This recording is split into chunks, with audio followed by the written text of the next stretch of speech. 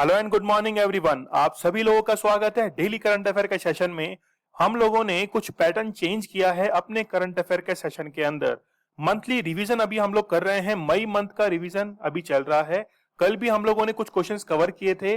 जिन students ने कल का सेशन नहीं देखा है वो जरूर देखिएगा। इसके साथ में पीडीएफ नोट जो है वो आपको अवेलेबल करवाए जाते हैं। कुछ स्टैटिक जीके का पोर्शन हम लोगों ने इंक्लूड किया, इसके साथ में ही क्विज जो है वो भी आप लोगों को अवेलेबल करवाया जाता है। तो चलिए शुरू करते हैं 17 अगस्त के बहुत ही बेहतरीन करंट अफेयर के सेशन को।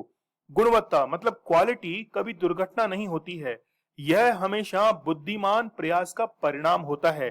जब आप लोग कंटिन्यूअस किसी चीज के पीछे लगे रहते हैं तो एक दिन ऐसा आता है, उस दिन आपकी जो गुणवत्ता है वो निखर कर सामने आती है। लेकिन वो केवल एक दिन का परिणाम नहीं होता, वो कंटिन्यूअस जो आप लोगों के द्वारा एफर्ट्स किए गए हैं उसका रिजल्ट रहता है।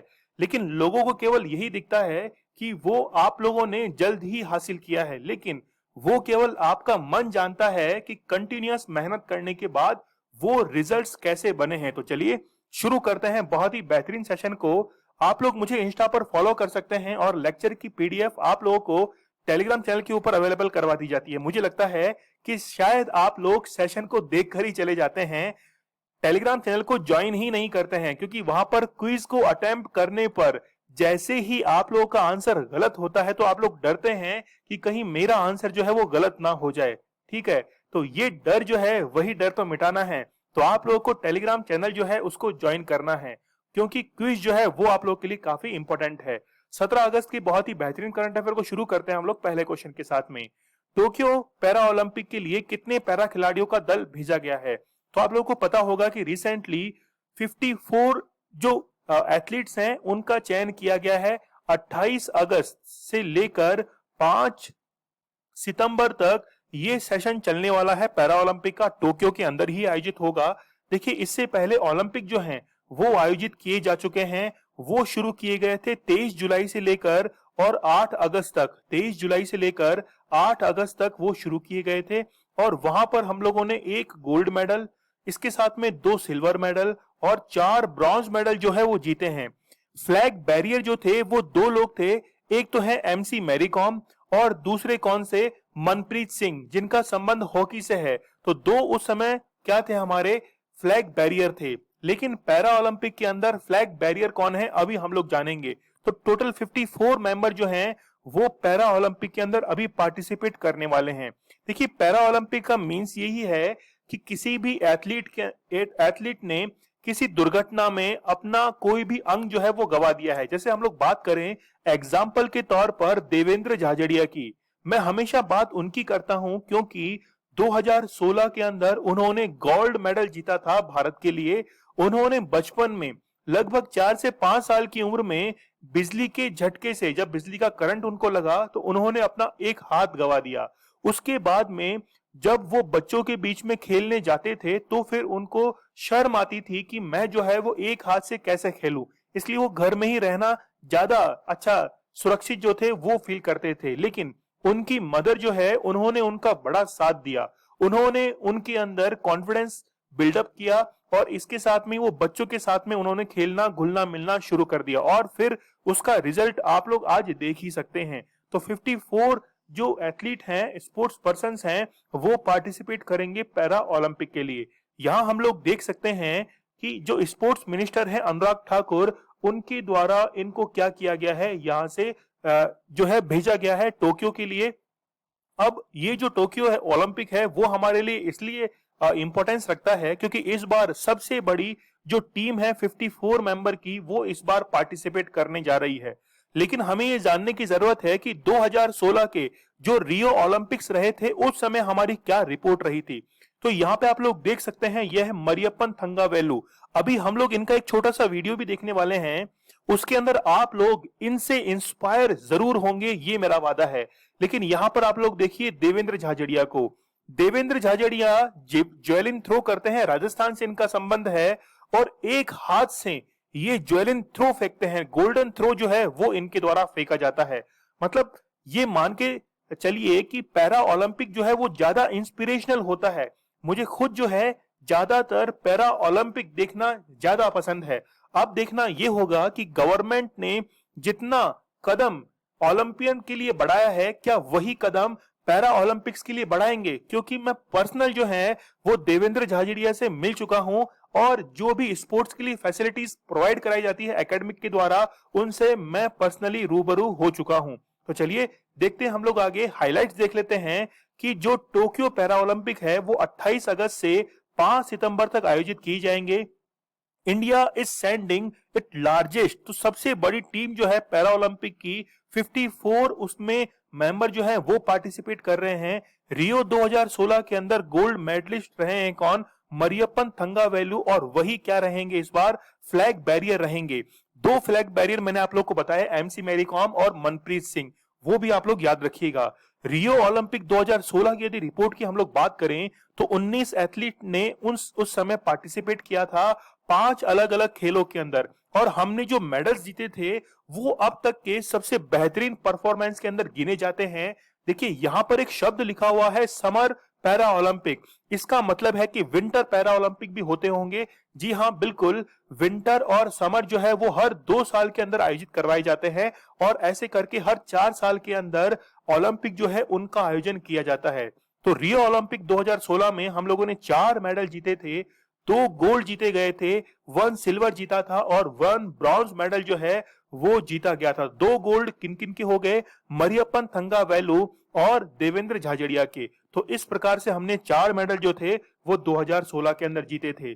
इस बार पैरा ओलंपिक के अंदर जो मेंस हैं, यहां पर आप लोग देख सकते हैं कि 54 में से यदि हम लोग 4 को माइनस करें तो लगभग 50 जो है वो मेल कैंडिडेट पार्टिसिपेट कर रहे हैं पैरा ओलंपिक के लिए, जबकि केवल 4 महिलाएं जो हैं वो पार्टिसिपेट कर रही हैं पैरा ओलंपिक के लिए। तो यहाँ पे आप लोग देख सकते हैं इंपॉर्टेंट जो प्लेयर्स हैं वो हम लोग देखेंगे, जैसे देवेंद्र झाझड़िया है ज्वेलिन से हैं, सुंदर सिंह गुजर ये भी ज्वेलिन थ्रो से हैं। फिर आप लोग देखिए मरियप्पन थंगावेलु, इनका जो है वो कौन सा खेल है? हाई जंप है। फिर आप लोग देखिए नवदीप, इनका भी ज्वेलिन थ्रो है। तो मतलब ये आप लोगों को स्पोर्ट्स पर्सन और ये किस खेल से संबंध रखते हैं ये आप लोगों को बताना है।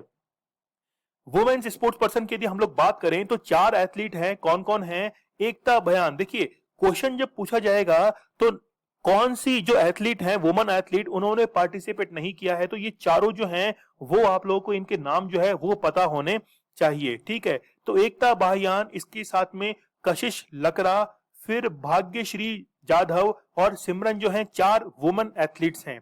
यहां पे आप लोग देखिए थंगावेलु को कि एक पैर से इन्होंने हाई जंप किया है और वो सक्सेसफुली इन्होंने किया है, और उसके बाद में खुशी से ये झूम रहे हैं। 2016 पैरा ओलंपिक जो हुए थे रियो के अंदर उसकी ये जीआईएफ है, तो इसको आप लोग ध्यान से देखिए, कितना इंस्पिरेशनल, कितना कुछ सीखने को मिल रहा है इनसे, ठीक है। तो हर एथलीट जो है उसकी जिंदगी कुछ ना कुछ सीखने को हमको सिखाती है। तो यहाँ पे देखिए देवेंद्र झाझड़िया, यहाँ पे हम लोग देख सकते हैं कि इन्होंने क्या जीते थे? गोल्ड मेडल जो था वो जीता था 2004 के अंदर और 2016 के अंदर ज्वेलिन थ्रो में। फिर मरियप्पन थंगावेलु ने भी गोल्ड मेडल जीता था, और संदीप चौधरी, ठीक है, इनका संबंध भी किससे है? ज्वेलिन थ्रो से है। चलिए कुछ स्टैटिक जीके को हम लोग कवर कर लेते हैं, ये काफी इस बार इंपॉर्टेंट रहने वाला है, क्योंकि आप लोग को पता होगा कि राजीव गांधी खेल रत्न पुरस्कारों का नाम बदलकर मेजर ध्यानचंद खेल रत्न पुरस्कार कर दिया गया है। तो लास्ट जो राजीव गांधी खेल रत्न पुरस्कार 2020 में कुल 5 लोगों को दिए गए थे। रोहित शर्मा जिनका संबंध क्रिकेट से है, विनेश फोगाट, ये काफी इंपॉर्टेंट रहने वाली है क्योंकि काफी ज्यादा कंट्रोवर्सी के अंदर भी ये रही हैं। ये क्या है? ये रेसलर हैं। इसके साथ में ही रानी रामपाल है, हॉकी से इनका संबंध है, मनिका बत्रा टेबल टेनिस, और मरियप्पन थंगावेलु पैरा एथलीट हैं हाई जंप के अंदर। तो इस बार ये पांचों जो हैं वो काफी इंपॉर्टेंट रहने वाले हैं। आप लोग हमेशा मुझे इंस्टा पर मैसेज करते हैं कि सर इंटरव्यू के अंदर कैसे क्वेश्चन पूछे जाते हैं, तो आप लोगों के लिए आज एक बहुत ही बेहतरीन क्वेश्चन है। मान लीजिए कि हम लोग अभी जो गाय देख रहे हैं वो अलग अलग रंग में होती है, वो ब्राउन भी होती है, ब्लैक होती है, व्हाइट होती है, कई अलग अलग रंगों में होती है। लेकिन यदि मान लीजिए कि हर गाय जो है वो बिल्कुल काली हो, जैसे भैंस जो है वो हमेशा काली होती है, वैसे ही यदि हर गाय जो है वो काली हो, तो फिर क्या गाय के प्रति जो आपके मन में जो भावना है वो क्या रहेगी? क्या उसमें कोई परिवर्तन आएगा? तो आप इस क्वेश्चन का आंसर जो है वो मुझे कमेंट सेक्शन में जरूर देना, क्योंकि ऐसे ही फंसाने वाले क्वेश्चन जो है वो आपकी मेंटल एबिलिटी को चेक करने के लिए इंटरव्यू के दौरान पूछे जाते हैं। तो ये मेरे से ही पूछा गया एक क्वेश्चन है जिसको मैंने आप लोगों से भी पूछ लिया है। चलिए दूसरा क्वेश्चन है, accelerating India 7 years of Modi government. ये पुस्तक जो है इसका विमोचन किसके द्वारा किया गया है? तो यहां पर एम वेंकैया नायडू जो कि भारत के उपराष्ट्रपति हैं, इनके द्वारा इस पुस्तक का विमोचन किया गया है। क्या लिखा हुआ है इस पुस्तक में? 7 years मतलब 2014 से मोदी गवर्नमेंट का टेन्योर शुरू हुआ, 2019 तक 5 साल पूरे हुए। इसके साथ में 2019 से फिर 2021 तक एडिशनल 2 year मतलब 7 साल उनके कैसे बीते हैं, क्या कंट्री के अंदर स्किल डेवलपमेंट्स हुए हैं, उनके लिए ये किताब जो है इसको रिसेंटली रिलीज किया गया है। आप लोग जरूर याद रखना। और यहां पर आप लोग देखिए अजीत डोवाल जो कि नेशनल सिक्योरिटी एडवाइजर है, ठीक है, इनका नाम भी जो है वो इस चीज के अंदर इंक्लूड हुआ है। खैर आप लोगों को जो केजे अल्फोंस हैं, इनका तो नाम आप लोग को याद रखना है क्योंकि इनका भी योगदान इस बुक के अंदर बना हुआ है। ठीक है, तो एम वेंकैया नायडू का आप लोग जरूर याद रखना। देखिए एम वेंकैया नायडू उपराष्ट्रपति है, वाइस प्रेसिडेंट है।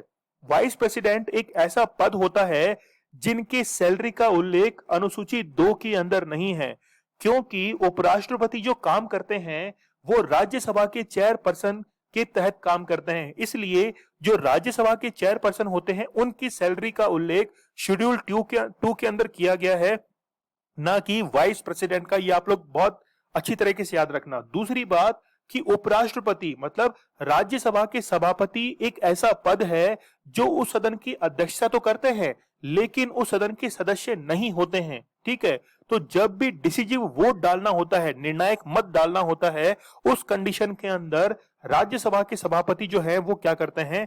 वोट करते हैं। चलिए यहां पर हम लोग देख सकते हैं, जिसकी कामयाबी रोकी नहीं जा सकती उसकी बदनामी शुरू की जाती है। तो जब भी आप लोगों को कामयाबी मिलती जाए और कहीं से कुछ बात सुनने को मिले तो उन चीजों को आप लोगों को क्या करना है? अवॉइड करना है। तो यहां पर ये बुक जो है वो improving the quality and timely deliver of services to citizen, तो जो सर्विसेज डिलीवर की गई है मोदी गवर्नमेंट के द्वारा उनका उल्लेख जो है वो इस बुक के अंदर किया गया है। तो आई होप आप लोग इस सारे सिनेरियो को समझ रहे होंगे कि इस बुक के अंदर लिखा हुआ क्या है। तो अभी रिसेंटली भारत के द्वारा 75th जो इंडिपेंडेंस डे जो है उसको सेलिब्रेट किया गया है और इसके तहत ही ये बुक जो है उसको भी रिलीज किया गया है। तो dignified life to the common man, एक आम आदमी मैंगो पीपल जो है वो अपनी डिग्निटी कैसे मेंटेन करता है और डिग्निटी लाइफ को वो कैसे जीता है, उस सारे तथ्यों के बारे में इस बुक के अंदर बात की गई है। तो यहां आप लोग देख सकते हैं importance of skill and opportunities in improving living standard of people. ठीक है, गुड एजुकेशन, मतलब कई सारे एस्पेक्ट जो है वो इसके अंदर कवर किए गए हैं। यहां पर 3 बुक्स हमारे सामने हैं। अरुण जेटली के द्वारा जो बुक लिखी गई है अ न्यू इंडिया, इसको आप लोग जरूर याद रखना। फिर लेटर्स टू मदर, ये है नरेंद्र मोदी के ऊपर ये बुक लिखी गई है और भवाना सौम्य जो है इन्होंने इसको क्या किया है? इसको राइट किया है। तो ये जरूर आप लोग याद रखना। लेकिन ये जो थर्ड बुक है ये इसमें सबसे इंपॉर्टेंट है क्योंकि ये बुक जो है इसके ऑथर हैं शशि थरूर और द पैराडॉक्सियल प्राइम मिनिस्टर, ये जो है वो इस बुक का क्या है? टाइटल है। देखिए एक बुक का टाइटल और है the accidental prime minister. The accidental prime minister जो है वो किसकी बुक है? वो है संजय बारू की, जो कि प्रधानमंत्री मनमोहन सिंह के ऊपर लिखी गई है। याद रखिएगा द एक्सीडेंटल प्राइम मिनिस्टर। यहाँ पे 4 बुक्स डॉक्टर अंबेडकर के ऊपर लिखी गई हैं, राष्ट्र दर्शन, जीवन दर्शन, व्यक्ति दर्शन और आयाम दर्शन। क्वेश्चन किस तरीके से पूछा जाएगा कि निम्न में से कौन सी बुक अंबेडकर के चरित्र के ऊपर नहीं लिखी गई है, वो बुक आपको उसमें दी जाएगी। तो यहां पर आप लोगों को ऑथर जरूर याद रखना है, किशोर मकवाना जो है ये इस बुक के ऑथर हैं। देखिए डॉक्टर अंबेडकर की यदि हम लोग बात करें तो इन्होंने संविधान सभा के अंदर, कॉन्स्टिट्यूशनल असेंबली के अंदर जो इलेक्ट हुए थे, बॉम्बे सीट से ये उपचुनाव जीतकर शामिल हुए थे। कहां पर? संविधान सभा के अंदर। चलिए अभी हम लोगों ने राजीव गांधी खेल रत्न पुरस्कारों की बात की थी, इसके साथ में ही ध्यानचंद पुरस्कार जो है वो भी हमारे लिए इंपॉर्टेंट बन जाते हैं। जैसे कुलदीप सिंह भुल्लर जो हैं, इनको एथलेटिक्स के अंदर दिया गया था कौन सा? ध्यानचंद पुरस्कार। फिर यहाँ पर आप लोग कुल 15 नाम जो है इनको जरूर याद रखना, ये काफी इंपॉर्टेंट है। जैसे मैं कुछ इंपॉर्टेंट बता देता हूं आपको, जैसे इसमें देखिए तृप्ति मुरगुंडे, जितने भी फीमेल कैंडिडेट हैं उनका नाम तो आप लोगों को याद रखना ही रखना है। इसके साथ में मनप्रीत सिंह है, फिर यहाँ पर सबसे इंपॉर्टेंट है स्वर्गीय श्री सचिन नाग, ये जो है स्विमर हैं और इनका देहांत हो चुका है। देहांत जो है इसके बाद में इनको ये पुरस्कार दिया गया है। देखिए राजीव गांधी खेल रत्न पुरस्कार 1991 के अंदर स्टार्ट हुआ था और शतरंज के जो बादशाह रहे हैं कौन, विश्वनाथन आनंद, उनको सबसे पहला ये पुरस्कार दिया गया था। चलिए, भारत का पहला drone forensic lab and research centre जो है वो कहां खोला गया है, तो तिरुवनंतपुरम, केरल की कैपिटल है, वहां पर इसको खोला गया है। यहां पर सबसे पहले इसको समझिए कि ड्रोन क्या होता है। ड्रोन को हम लोग कहते हैं यूएवी, मतलब अनमैन्ड एरियल व्हीकल जो है ये इसको कहा जाता है। ये रिमोट से इसको कंट्रोल किया जाता है और किसी भी रडार के पकड़ में ये नहीं आता है। तो forensic lab and research centre, recently आपको पता होगा कि जम्मू के अंदर ड्रोन से हमला हुआ था, ऐसे हमले और ना हो इसका रिसर्च करने के लिए ही ये सेंटर जो है वो स्थापित किया गया है। कहां पर, तिरुवनंतपुरम के अंदर। यहां हम लोग देख सकते हैं at a time when drones emerge as a major security threat in the country. तो एक समय था जब जो है वो मेजर जो है वो थ्रेट बन चुका था अपनी कंट्री के लिए, ड्रोन का हमला। लेकिन केरला की जो पुलिस है उनकी द्वारा ये बहुत ही बेहतरीन इनिशिएटिव लिया गया है। पहली बार अपनी कंट्री के अंदर ऐसा कुछ देखने को मिल रहा है। ठीक है, तो यहां पर हम लोग समझते हैं कि ये लैब जो है, ये सेंटर कैसे काम करता है। Not just the finding of unauthorised drones, केवल इसका काम यही नहीं है कि अनऑथराइज्ड ड्रोन जो है उसको फाइंड करे, but the production of aerial vehicle according to the demands of the police force to help day by day. तो जो पुलिस फोर्स है उसके day by day routine work के अंदर भी ये ड्रोन जो है वो वर्क करेंगे। ठीक है, तो आप लोग जरूर याद रखना, काफी इंपॉर्टेंट ये फैक्ट है। ये काफी इंपॉर्टेंट है हमारे लिए कि ड्रोन के जो इन्वेंटर है वो कौन है। तो देखिए अब्राहम करीम जो है वो ड्रोन के इन्वेंटर है और सबसे खास बात आप लोग के लिए ये है कि ये जो है वो भारत से ही संबंध रखते हैं और इनको कहा जाता है father of UAV, unmanned aerial vehicle. Drone technology जो है वो सबसे पहले इन्हीं के द्वारा क्या की गई थी, इजाद की गई थी। नाम आप लोग याद रखना, अब्राहम करीम। चलिए, सिक्योरिटी, सीरियस सिक्योरिटी चैलेंजेस जो हैं वो क्या हैं, तो घटना आप लोग को पता होगी कि जम्मू एयरपोर्ट पर अभी एक अनमैन्ड एरियल व्हीकल ड्रोन जो था उसका हमला हुआ था और ऐसे ही हमले रोकने के लिए ये जो केरल के अंदर लैब स्थापित की गई है। चलिए कुछ एक फैक्ट हम लोग देख लेते हैं। India first heart failure bio bank जो है इसकी स्थापना कहां की गई है, केरल के अंदर। इसके साथ में the first state in the country to recognise forest resource rights, तो ये जो है राइट्स अधिकार देने वाला छत्तीसगढ़ भारत का पहला राज्य है। First bank in the country to issue 1 crore FASTag जो हैं 1 करोड़ जो इशू किए हैं वो पेटीएम पेमेंट्स बैंक के द्वारा किए गए हैं। ठीक है, ये तो फैक्चुअल इंफॉर्मेशन आप लोग जरूर याद रखना। देखिए दो इंफॉर्मेशन है, मिस वर्ल्ड और मिस यूनिवर्स। तो मिस यूनिवर्स की जो है ये हमारे लिए काफी इंपॉर्टेंट है, लेकिन दोनों को ही हम लोग देख लेते हैं। देखिए मिस वर्ल्ड का जो आयोजन है वो लंदन के अंदर किया गया था। मिस वर्ल्ड ये कौन सी प्रतियोगिता थी, 69 जो है वो एडिशन था। जमैका की टोनी एन सिंह ने मिस वर्ल्ड 2019 का खिताब जीता था। इस प्रतियोगिता में फ्रांस की ओपेली मैजिनी दूसरे और भारत की सुमन राव, ये काफी इंपॉर्टेंट है कि भारत की सुमन राव जो है वो 3rd पोजीशन इन्होंने गेन की थी। बात करें हम लोग मिस यूनिवर्स 2020 की, तो फ्लोरिडा के अंदर ये आयोजित हुई थी और ये भी कौन सा एडिशन है, 69th एडिशन है मिस यूनिवर्स 2020 का। इसकी जो विनर रही हैं वो कहां की हैं, मैक्सिको की हैं, एंड्रिया मेजा। ठीक है, ये काफी इंपॉर्टेंट है, एंड्रिया मेजा। ब्राजील की जूलिया गामा जो हैं वो इसमें फर्स्ट रनर अप रही हैं, जबकि भारत का प्रतिनिधित्व किसके द्वारा किया गया था, एडलिन कॉस्टेलिना के द्वारा किया गया था। ये काफी इंपॉर्टेंट है। तो दोनों जो भारत के प्रतिनिधि हैं इन दोनों को आप लोग को याद रखना है। चलिए अगला क्वेश्चन आप लोग के लिए है, महिलाओं को आर्थिक रूप से सशक्त बनाने के लिए सोन चिरैया ब्रांड और लोगों को किस मंत्रालय ने लॉन्च किया है। तो recently ministry of housing and urban affairs के द्वारा ये सोन चिरैया ब्रांड जो है इसको लॉन्च किया गया है। देखिए नाम से जो है वो हम लोग इसकी वर्किंग को समझ सकते हैं। हम लोग ये जानते हैं कि सेल्फ हेल्प ग्रुप जो हैं वो all over India, across India काफी सारे सेल्फ हेल्प ग्रुप जो है वो काम करते हैं और उनके अंदर काफी सारी महिलाएं जो हैं, वुमेन्स, वो जुड़ी हुई हैं। ठीक है, अब उनके इकोनॉमिक डेवलपमेंट के लिए ये सोन चिरैया ब्रांड और लोगो जो है वो इस मिनिस्ट्री के द्वारा लॉन्च किया गया है। तो यहां हम लोग समझ सकते हैं। और इस मिनिस्ट्री के मिनिस्टर कौन हैं, श्री दुर्गा शंकर मिश्रा जो हैं वो इसके मिनिस्टर हैं। ठीक है, चलिए बात करें हम लोग, अच्छा सेक्रेटरी हैं, यहाँ पे आप लोग देखिए सेक्रेटरी, तो ये सेक्रेटरी हैं, सचिव हैं, ठीक है।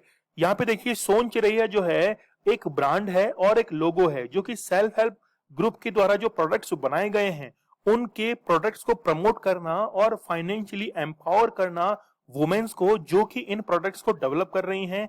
इसके साथ में ही एक डिग्निफाइड लाइफ जो है वो उन सभी लोगों को प्रोवाइड कराना। अभी हम लोग बात करें तो अक्रॉस इंडिया जो है वो लगभग 5.7 लाख सेल्फ हेल्प ग्रुप जो हैं वो पूरे भारत के अंदर वर्क कर रहे हैं और ऑलमोस्ट लगभग 60 लाख मेंबर जो हैं वो इन सभी सेल्फ हेल्प ग्रुप से जुड़े हुए हैं, ठीक है। Self help group engage in livelihoods activities producing good such as handicrafts, textiles, toys and जो भी इनके जो हैंडमेड वर्क्स होते हैं इनके थ्रू कई प्रोडक्ट जो हैं वो डेवलप किए जाते हैं।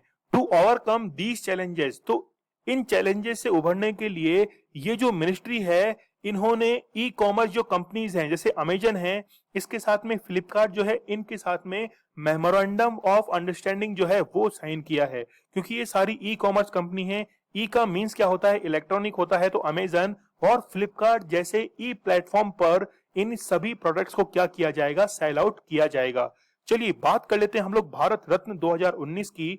तो पूर्व राष्ट्रपति प्रणब मुखर्जी, प्रसिद्ध संगीतकार भूपेन हजारिका, इसके साथ में ही नानाजी देशमुख, इन तीनों को भारत रत्न पुरस्कार जो है वो दिया गया था 2019 का, और ये भारत का हाईएस्ट सिविलियन अवार्ड है। चलिए अगला क्वेश्चन काफी इंपॉर्टेंट है, बहुत ही बेहतरीन क्वेश्चन है, ये मान के चलिएगा कि एक ना एग्जाम में आपके सामने क्वेश्चन जो है वो जरूर टकराएगा। पाकिस्तान की पहली महिला मुख्य न्यायाधीश जो है वो कौन बनी है? तो रिसेंटली आयशा मलिक जो है वो पाकिस्तान की पहली महिला मुख्य न्यायाधीश बनी है। देखिए पाकिस्तान के इतिहास में ये पहली बार हुआ है। हम लोग यदि इंडिया की बात करें तो इंडिया की अभी तक एक भी महिला न्यायाधीश जो है, महिला, वो सुप्रीम कोर्ट की मुख्य न्यायाधीश नहीं बनी है। ये बहुत ही विडंबना की बात है। जबकि हाई कोर्ट के अंदर सबसे पहली मुख्य न्यायाधीश जो थी वो कौन बनी थी? लीला सेठ जो है, लीला सेठ वो पहली महिला मुख्य न्यायाधीश बनी थी, और इन्होंने 1991 के अंदर हिमाचल जो हाई कोर्ट है इसके साथ में ही दिल्ली हाई कोर्ट, इन दोनों की मुख्य न्यायाधीश वो रह चुकी हैं। चलिए हम लोग यहाँ पे देख सकते हैं कि आयशा मलिक जो हैं ये पाकिस्तान की पहली महिला न्यायाधीश बनी हैं, और इन्होंने रिप्लेस किया है सीजेपी मतलब chief justice of Pakistan Mushir Arman को। इन्होंने क्या किया है, रिप्लेस किया है। 17 अगस्त को ये क्या है, रिप्लेस होने वाले हैं, रिटायर होने वाले हैं, मतलब आज जो हैं ये रिटायर हो जाएंगे। इससे पहले ये लाहौर हाई कोर्ट के अंदर, और इसके साथ में ही ये जो हैं रैंक्स 4 ऑन द सीनेटरी लिस्ट, इनकी जो रैंक है सीनेटरी लिस्ट के अंदर वो कौन सी है, 4th रैंक इनकी है, और अब जो है वो सुप्रीम कोर्ट के अंदर ये चीफ जस्टिस बनने वाली हैं। क्या आप लोगों को वो समय याद है इंदिरा गांधी का, जिस समय चीफ जस्टिस ऑफ इंडिया, मतलब वो जूनियर थे, उनकी रैंक जो थी वो भी 4 से 5 रैंक पीछे थी, लेकिन फिर भी उनको क्या बनाया गया था, चीफ जस्टिस ऑफ इंडिया बनाया गया था। बात करें हम लोग लीला सेठ की, तो 5 अगस्त 1991 को ये मुख्य न्यायाधीश बनी थी पहली बार किसी हाई कोर्ट की। गीता मित्तल की यदि हम लोग बात करें तो जम्मू कश्मीर की पहली महिला मुख्य न्यायाधीश बनी है। इसके साथ में हिमा कोहली जो हैं वो तेलंगाना हाई कोर्ट की पहली महिला मुख्य न्यायाधीश बनी है, ठीक है। चलिए यहां पर हम लोग बात करें फातिमा बीवी की, तो 1989 के अंदर 1989 में सुप्रीम कोर्ट की पहली महिला न्यायाधीश बनी थी। याद रखना, मैं वापस से रिपीट कर रहा हूं कि महिला न्यायाधीश बनी थी, मुख्य न्यायाधीश नहीं बनी थी, ये न्यायाधीश बनी थी। अब तक जो है वो 8 महिला न्यायाधीश जो हैं वो सुप्रीम कोर्ट के अंदर बन चुकी हैं, जिसमें रिसेंटली अभी आर भानुमति, इंदु मल्होत्रा और इंदिरा बनर्जी, ये जो है महिला न्यायाधीश है। आप लोग मुझे कमेंट सेक्शन में ये बताना कि इनमें से कौन सी महिला न्यायाधीश जो है वो रिटायर हो चुकी हैं। चलिए हम लोग बात करें साहित्य अकेडमिक अवार्ड की। देखिए ये जो साहित्य अकेडमिक अवार्ड है ये कुल 24 भाषाओं में दिया जाता है, 24 लैंग्वेजेस के अंदर दिया जाता है, ठीक है। लेकिन संविधान की जो 8th शेड्यूल है, 8th शेड्यूल के अंदर कुल 22 भाषाएं लिखी गई हैं, लेकिन 2 एडिशनल जो लैंग्वेजेस हैं, एक तो है इसमें राजस्थानी और दूसरी कौन सी है, इंग्लिश। इन दोनों में अलग से ये जो लिटरेचर एकेडमिक अवार्ड हैं ये दिए जाते हैं, ये काफी आप लोग याद रखना। देखिए जो 8वीं अनुसूची है, 8th शेड्यूल जो है, इसमें स्टार्टिंग में 14 भाषाएं थी, फिर बाद में बढ़कर हो गई कितनी, 22 भाषाएं। तो यहां पर हम लोगों ने 8 भाषाएं जोड़ी हैं। ठीक है, सबसे पहली जो भाषा जोड़ी गई थी वो सिंधी लैंग्वेज को जोड़ा गया था। इसके बाद में नेपाली, मणिपुरी और फिर कोंकणी जो लैंग्वेज है इसको जोड़ा गया। फिर इसके बाद में 4 लैंग्वेजेस को हमने जोड़ा, बोडो, डोगरी, मैथिली और संथाली। ठीक है, याद रहेगा, बोडो, डोगरी, मैथिली और संथाली जो है वो हमने 4 लैंग्वेज बाद में जोड़ी। तो टोटल 8 लैंग्वेज 3 कॉन्स्टिट्यूशनल अमेंडमेंट के तहत जोड़ी गई थी। तो साहित्य अकेडमिक अवार्ड जो है वो हिंदी लैंग्वेज के लिए दिया गया अनामिका, और अनामिका जो है वो बिहार से ये साहित्य अकेडमी अवार्ड पाने वाली पहली महिला भी बनी थी, और इनकी कविता का नाम है टोकरी में दिगंत। अंग्रेजी के लिए अरुणदत्ती सुब्रमण्यम को मिला, और इनकी जो कविता है व्हेन गॉड इज ट्रेवलर। इसके साथ में ही संस्कृत भी काफी इंपॉर्टेंट है, महेश चंद्र शर्मा गौतम, इनका उपन्यास जो है वो है वैशाली। और उर्दू लैंग्वेज के लिए हुसैन उल हल्क जो है, हुसैन उल हल्क, इनको क्या दिया गया है, उपन्यास है इनका अमावस में ख्वाब। तो ये 4 जो है वो आप लोग जरूर याद रखना। और यहां से जो क्वेश्चन बनेगा या तो वो अनामिका से बनेगा या फिर इनको मैच करने वाला क्वेश्चन बनेगा। चलिए आप लोग मुझे बताना कि भारत के अंदर आप लोगों को ऐसी कितनी फर्स्ट वुमेन्स याद हैं जिन्होंने अपना पद जो है वो पहली बार ग्रहण किया था, मतलब भारत की पहली महिलाएं। ठीक है, वो कौन कौन सी है, आप लोग मुझे कमेंट सेक्शन में इसका आंसर देना मत भूलिएगा। देखिए, एक तो आप लोग कमेंट काफी कम करते हैं, कम से कम फीडबैक के तौर पर आप लोग कमेंट कर सकते हैं। इसके साथ में ही आप लोगों को टेलीग्राम चैनल जो है उसको ज्वाइन करना है। ठीक है, क्योंकि मुझे लगता है कि शायद आप लोगों को ये सेशन जो है वो पसंद नहीं आ रहा है। अगर यदि पसंद आ रहा है तो फिर आप लोगों को टेलीग्राम चैनल को ज्वाइन करना है और वहां से क्विज जो है उनको अटेम्प्ट करना है। आईबीएसए पर्यटक मंत्रियों की बैठक का आयोजन किस देश ने किया है? तो रिसेंटली इंडिया के द्वारा ये बैठक का आयोजन किया गया है। इसमें इंडिया है, ब्राजील है और साउथ अफ्रीका। देखिए यहां पर मैंने नाम लिया है अभी, एक तो लिया है इंडिया का, फिर है इसके अंदर ब्राजील, और फिर कौन सा है, साउथ अफ्रीका है। ये 3 देश जो हैं ये तीनों अलग अलग कॉन्टिनेंट से हैं। जैसे इंडिया है एशियन कॉन्टिनेंट से, ब्राजील है साउथ अमेरिकन कॉन्टिनेंट से, और साउथ अफ्रीका जो है वो है अफ्रीका कॉन्टिनेंट से। 3 कंट्रीज 3 अलग अलग कॉन्टिनेंट से हैं, लेकिन इनकी जो समस्याएं हैं, प्रॉब्लम जो है वो सेम है, और तीनों की तीनों क्या है, डेवलपिंग नेशंस है। तो रिसेंटली इंडिया के द्वारा ये जो है पर्यटन मंत्रियों की इस बैठक का आयोजन किया गया है 12 अगस्त को। ठीक है, यहाँ पे आप लोग याद रखिए कि भारत की ओर से टूरिज्म मिनिस्टर जो हैं, इंडिया के जो टूरिज्म मिनिस्टर हैं जी किशन रेड्डी, उन्होंने भारत की ओर से पार्टिसिपेट किया है, और ये एक वर्चुअल मीटिंग जो है वो कंडक्ट करवाई गई थी। यदि हम लोग 2019 की रिपोर्ट देखें तो पूरे विश्व में यूएस की जो जीडीपी है उसके अंदर टूरिज्म सेक्टर का जो कंट्रीब्यूट है वो कितना है, 1839 बिलियन डॉलर जो है ये यूएस की इकोनॉमी के अंदर कंट्रीब्यूशन है। चाइना जो है वो सेकंड पोजीशन पर है, इसके बाद में थर्ड पोजीशन पर कौन है, जापान है। इंडिया की यदि हम लोग बात करें तो इंडिया की जीडीपी के अंदर 194 बिलियन डॉलर का कंट्रीब्यूशन है टूरिज्म सेक्टर का। देखिए यदि हम लोग बात करें अफगानिस्तान की, हम लोग बात करें सीरिया की, तो सीरिया एक ऐसा कंट्री है जिसने टूरिज्म के लिए कभी वीजा जो है वो प्रोवाइड कराया ही नहीं है। वहां पर आप लोग जा सकते हैं लेकिन टूरिज्म वीजा जो है वो आप लोग को प्रोवाइड नहीं कराया जाएगा। चलिए यहाँ पे हम लोग देख सकते हैं कि अब जो है ये मीटिंग हमारे लिए कितना इंपॉर्टेंस रखती है। तो हम लोग आईबीएसए की बात करें, इसको फाउंड किया गया था 6 जून 2003 को इंडिया, ब्राजील और साउथ अफ्रीका के द्वारा। ये लार्जेस्ट डेमोक्रेसीज हैं, मेजर इकोनॉमीज हैं, लेकिन 3 डिफरेंट कॉन्टिनेंट्स हैं। ये तीनों कंट्रीज आते हैं और इनके चैलेंजेस जो हैं वो लगभग क्या हैं, सिमिलर हैं। तो इस ग्रुप को बनाया गया था 6 जून 2003 को ब्राजीलिया डिक्लेरेशन के तहत। और इंडिया जो है, ये सबसे इंपॉर्टेंट है कि 2021 में आईबीएसए को हेड किसके द्वारा किया जा रहा है, चेयर जो है वो इंडिया के द्वारा किया जा रहा है। चलिए यहाँ पे हम लोग corporation in IBSA is on 3 fronts. तो यहाँ पर कुछ चैलेंजेस जो है वो इन तीनों कंट्रीज के सामने हैं। जैसे हम लोग बात करें मेनली क्लाइमेट चेंज के बारे में, इसके साथ में डब्ल्यूटीओ और दोहा जो एग्रीमेंट हुआ था इसको लेकर है। इसके साथ में ही इन देशों के अंदर पॉलिटिकल और इकोनॉमिक गवर्नेंस जो है उसकी जरूरत पड़ती है। पॉलिटिकल इश्यूज हैं, डेवलपिंग जो कंट्रीज हैं इनके सामने सबसे बड़ी चुनौती ही क्या होती है, क्लाइमेट चेंज को लेकर रहती है, और वही चुनौती इनके सामने भी है। चलिए स्टैटिक जीके को हम लोग कवर कर लेते हैं। रेमन मैग्सेसे पुरस्कार 2019 जो है वो रवीश कुमार को दिया गया था। भारत से इनका संबंध है। ये क्या है? पत्रकार हैं। को स्वेने विन जो है वो म्यांमार से इनका संबंध है और ये भी क्या है? जर्नलिस्ट हैं। अंग खान नीला पजीत ये कहाँ के हैं? थाईलैंड के हैं और ये क्या है? ह्यूमन राइट एक्टिविस्ट हैं। रेमुंडो पुजाते कैबियाब ये फिलीपींस से इनका संबंध है और म्यूजिशियन हैं। किम जोंग की जो है वो साउथ कोरिया से हैं और ये क्या है? एक सोशल वर्कर हैं। चलिए 7वां क्वेश्चन आप लोग के सामने है कि हाल ही में तालिबान ने किस देश के दूसरे सबसे बड़े शहर कंधार पर कब्जा कर लिया है? तो अफगानिस्तान के अंदर जो अमेरिकन ट्रूप्स हैं उन्होंने विड्रॉ करने का निश्चय किया और विड्रॉ 11 सितंबर को जो है वो विड्रॉ किया जाएगा, लेकिन वहां पर तालिबान ने कई शहरों पर कब्जा कर लिया है। लेकिन ये कल की ही घटना है कि ये जो है काबुल एयरपोर्ट इस पर वापस से अमेरिकन ट्रूप जो हैं वो वापस से आ चुकी हैं।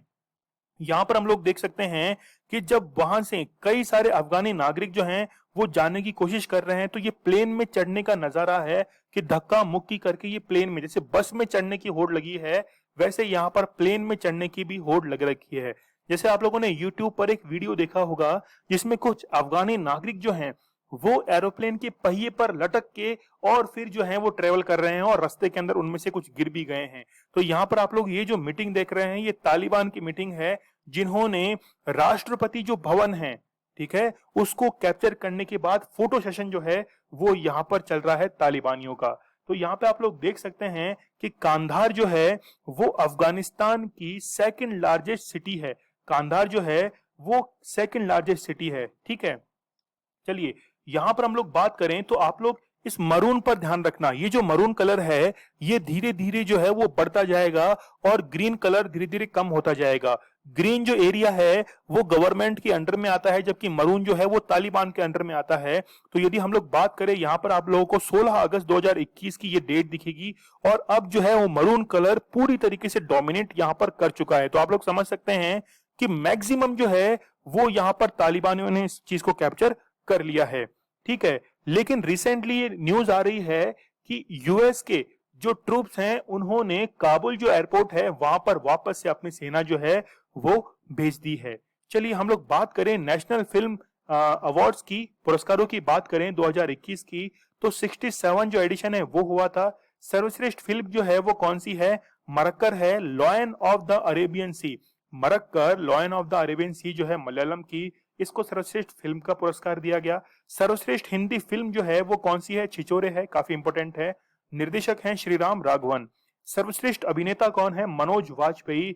भोसले और धनुष जो है असुरन, ठीक है, ये इनकी मूवीज हैं। सर्वश्रेष्ठ अभिनेत्री कंगना रनौत है और इनकी फिल्म पंगा आप लोगों ने देखी होगी, काफी अच्छी मूवी है। और मणिकर्णिका, इन दोनों फिल्मों के लिए सर्वश्रेष्ठ अभिनेत्री का पुरस्कार इनको दिया गया है। सर्वश्रेष्ठ निर्देशक जो है वो संजय पूरन सिंह चौहान को दिया गया है। तो ये जो है इसके अंदर आप लोग ये जो है हिंदी फिल्म, ठीक है, सर्वश्रेष्ठ हिंदी फिल्म, ये पुरस्कार आप लोग जरूर याद रखिएगा। हाल ही में किस ऑर्बिटर ने चंद्रमा की सतह पर पानी के अणुओं को पता लगाया है? तो चंद्रयान 2 जो मिशन है इसके द्वारा पता लगाया गया है। देखिए चंद्रयान 2 मिशन जो है वो हमने काफी पहले छोड़ दिया था, ठीक है, जबकि चंद्रयान 1 2008 में छोड़ा गया था।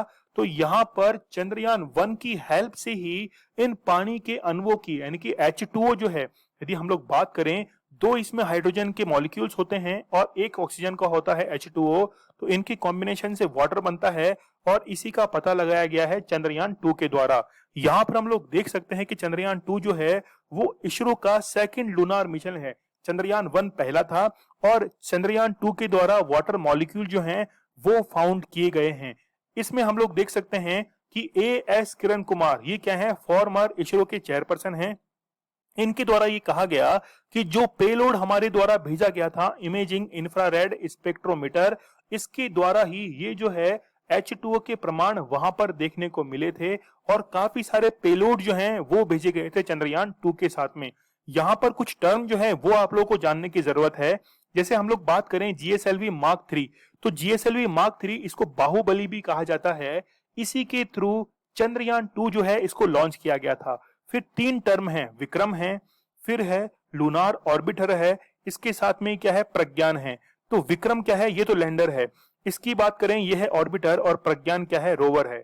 देखिए सबसे पहले हम लोग ऑर्बिटर की बात करें, ये तीनों कंपोनेंट जो है वो इस सैटेलाइट के, ये जो है लॉन्चर, इसके टॉप के ऊपर रखे जाते हैं, टॉप जो है इसके अंदर रखे जाते हैं, ठीक है। तो सबसे पहले ऑर्बिटर क्या करता है कि वो मून के चारों तरफ चक्कर लगाना शुरू करता है ऑर्बिटर, ठीक है। फिर ऑर्बिटर से ये जो है लैंडर, विक्रम लैंडर, ये इससे बाहर निकलता है और फिर चंद्रमा की धरती पर फिर ये लैंड करता है। इसके साथ में जैसे ये लैंड करेगा तो रोवर जो है वो अपना काम करना शुरू कर देता है, बेसिकली एक रोबोट होता है। तो यहां पर हमसे प्रॉब्लम क्या हुई कि ये जो विक्रम लैंडर है इसको सॉफ्ट लैंडिंग करवानी थी, लेकिन इसकी सॉफ्ट लैंडिंग साउथ पोल पर नहीं हो सकी, हार्ड लैंडिंग की, जिसके कारण ये डैमेज हो गया और ये रोवर जो था वो खत्म हो गया। लेकिन ये जो ऑर्बिटर था, जिसको ऑर्बिटर जो है, ये जो है वो अभी भी इसके चारों तरफ जो है, चंद्रमा के चारों तरफ मूव कर रहा है। और इसी ऑर्बिटर ने चंद्रयान 1 के साथ में कांटेक्ट करते हुए H2O का पता लगाया है, ठीक है। तो आप लोग यहाँ पे देख सकते हैं कि चंद्रयान 2 जो है ये जुलाई 2019 का ये प्रोजेक्ट है, जबकि चंद्रयान 1 अक्टूबर 2008 का है। GSLV मार्क 3 के द्वारा इसको क्या किया गया था, लॉन्च किया गया था। तो यहाँ पर पेलोड्स आप लोग देख सकते हैं, तो 8 पेलोड जो थे वो ऑर्बिटर में थे, मतलब इक्विपमेंट्स आप लोग कह लीजिए, जैसे इसमें कैमराज हैं, हाई रेजोल्यूशन कैमरा जो है वो इस्तेमाल किए गए थे। 4 जो है पेलोड्स वो लैंडर के अंदर और 2 जो थे वो किसमें थे, रोवर के अंदर थे, ठीक है। बढ़े हम लोग आगे, तो यहाँ पे आप लोग सारा जो है वो सब कुछ समझ चुके हैं। तो ये जो है चंद्रयान 1 की सहायता से ऑर्बिटर ने कांटेक्ट किया और फिर जो है ये पूरा पूरा मिशन जो है वो कंप्लीट हुआ है। हम लोग बहुत ही इंपॉर्टेंट स्टैटिक जीके के बारे में बात करने वाले हैं और वो है ऑस्कर पुरस्कार। ऑस्कर पुरस्कार जो है सर्वश्रेष्ठ फिल्म नॉमैडलैंड, ये देखिए बहुत ही इंपॉर्टेंट क्वेश्चन है, वन डे एग्जाम में जरूर आएगा। सर्वश्रेष्ठ निर्देशक डायरेक्टर जो हैं वो क्लो झाउ, फिल्म कौन सी है, नॉमैडलैंड है। सर्वश्रेष्ठ अभिनेता एंथोनी हॉपकिंस है, फिल्म है द फादर। सर्वश्रेष्ठ अभिनेत्री फ्रांसिस मैकडॉर्मंड है, फिल्म कौन सी है, नॉमैडलैंड है। सर्वश्रेष्ठ सहायक अभिनेता, तो ये आप लोग जो है वो स्टार्टिंग के 4 जो है वो जरूर याद रखिएगा। नवा क्वेश्चन आप लोग के सामने है कि देश में अगले साल 1 जुलाई 2022 से किस चीज पर पूर्णतः प्रतिबंध लगाने की घोषणा की है, तो सिंगल यूज प्लास्टिक, जो कि एक बार काम में लेने के बाद जिसको हम लोग फेंक देते हैं, दोबारा काम में नहीं आ सकती है, उस पर 1 जुलाई 2022 से बैन लगा दिया जाएगा। और यदि कोई उसको यूज में लेता हुआ पाया गया तो उस पर क्या किया जाएगा, जुर्माना भी किया जाएगा। तो यहाँ पे हम लोग देख सकते हैं कि इसकी manufacturing, import, stocking, distribution, sale, सब कुछ जो है वो 1 जुलाई 2022 से क्या हो जाएगा, बंद हो जाएगा। जैसे सिंगल यूज प्लास्टिक के एग्जाम्पल कौन कौन से हैं, प्लास्टिक बैग हैं, ठीक है, फिर स्टील स्टिक्स है, इसके साथ में 6 पैक रिंग्स हैं, फिर यहाँ पे देखिए प्लास्टिक इक्विपमेंट्स हैं, जैसे आप लोग स्पून की बात करें, ठीक है, तो यहाँ पे कई सारे इक्विपमेंट जो हैं वो बनाए जाते हैं। फिर इसके साथ में फूड वेयर जो है, टिफिन वगैरह, या फिर आप लोग देखते होंगे कि थर्माकोल के छोटे दोने जो होते हैं वो भी बनाए जाते हैं, कटोरी नुमा। प्लास्टिक स्ट्रॉज जो हैं वो बनाई जाती हैं। तो ये सब सिंगल यूज प्लास्टिक के अंदर आता है। इसको हम लोग हटाकर रिप्लेस करके ये जो रिज्यूबल आइटम है, जैसे कपड़े का बैग हो गया, स्टील की चमचे हो गई, इसके साथ में ही ये जो टिफिन बॉक्स है ये प्लास्टिक का हो गया, इसको हम लोग वापस से काम में ले सकते हैं। तो यहाँ पर एडवर्स इफेक्ट क्या है, जैसे एनवायरमेंट को ये पॉल्यूटेंट करते हैं, इसके साथ में प्लास्टिक जो है वो धीरे धीरे क्या करती है, लैंड एरिया को खराब कर देती है और फिर इसको बर्न भी नहीं कर सकते, क्योंकि यदि बर्न करेंगे तो काफी टॉक्सिक जो है वो एनवायरमेंट के अंदर फैलना शुरू हो जाता है। देखिए आज जो है वो हम लोग भारतीय वन रिपोर्ट जो है इसको देखेंगे, कल भी इसको वापस हम लोग एक बार रिवाइज करेंगे, तो थोड़ा बहुत हम लोग इसको पढ़ लेते हैं। पर्यावरण और वन मंत्री प्रकाश जावड़ेकर ने 30 दिसंबर 2019 को, सबसे पहले ये देखिए कि 30 दिसंबर 2019 को ये जो है फॉरेस्ट रिपोर्ट इसको रिलीज किया गया था। और ये कौन सी रिपोर्ट है, 16वीं ये रिपोर्ट है। और ये किसके द्वारा जारी की जाती है, भारतीय वन सर्वेक्षण जो है देहरादून के अंदर स्थित है, उसके द्वारा जारी की जाती है हर 2 साल में। तो हर 2 साल में जारी की जाती है। पहली वन रिपोर्ट 1987 के अंदर जारी की गई थी। फर्स्ट फॉरेस्ट रिपोर्ट जो है वो 1987 के अंदर क्या की गई थी, रिलीज की गई थी। चलिए, भारत की आजादी की 75वीं वर्षगांठ के उपलक्ष्य में किस तिथि तक आजादी का अमृत महोत्सव मनाया जाएगा, तो 15 अगस्त 2023 तक। 2023 ये ईयर जरूर याद रखना, तब तक हम लोग आजादी का अमृत महोत्सव जो है वो मनाएंगे, क्योंकि इस बार जो है वो 75वीं वर्षगांठ हमने 2021 को मनाई है। तो इसके अगले 2 साल तक, 2023 तक आजादी का अमृत महोत्सव जो है वो भी मनाया जाएगा। तो यहाँ पे देखिए आप लोग कि 75 ईयर जो है वो हमारे इंडिपेंडेंस को हो चुके हैं। तो 15 अगस्त 2023 तक ये जो है आजादी का अमृत महोत्सव मनाया जाएगा। दांडी मार्च के बारे में आप लोगों को पता होगा कि साबरमती जो है, साबरमती आश्रम से दांडी मार्च को शुरू किया गया था। कई सारे पदयात्री इसके अंदर शामिल थे। तो यहाँ हम लोग देखें कि लगभग 81 पदयात्री जो हैं वो इसके अंदर शामिल थे और 12 मार्च 1930 को ये पदयात्रा शुरू की गई थी। ठीक है, तो Gandhi ji began the Dandi march from Sabarmati Ashram against the salt law, क्योंकि नमक पर ब्रिटिश जो थे वो टैक्स वसूला करते थे और उसी टैक्स को हटाने के लिए, उन्हीं लॉस को हटाने के लिए ये दांडी मार्च जो था वो किया गया था। ठीक है, यहाँ पे आप लोग देखिए कि रिसेंटली प्रधानमंत्री मोदी के द्वारा विजिट किया गया हृदय कुंज को। हृदय कुंज क्या है? एक आश्रम है जो कि महात्मा गांधी रुके थे अपनी वाइफ के साथ, कस्तूरबा के साथ में 1918 से लेकर 1930 तक, 1918 से लेकर 1930 तक इसी आश्रम में वो रुके थे। ठीक है, चलिए, तो भारतीय वन रिपोर्ट को इतना तो हमने पढ़ लिया। मैं वापस हाईलाइट करता हूं, 30 दिसंबर 2019 इसके साथ में ही 16वीं वन रिपोर्ट है, फॉरेस्ट रिपोर्ट है।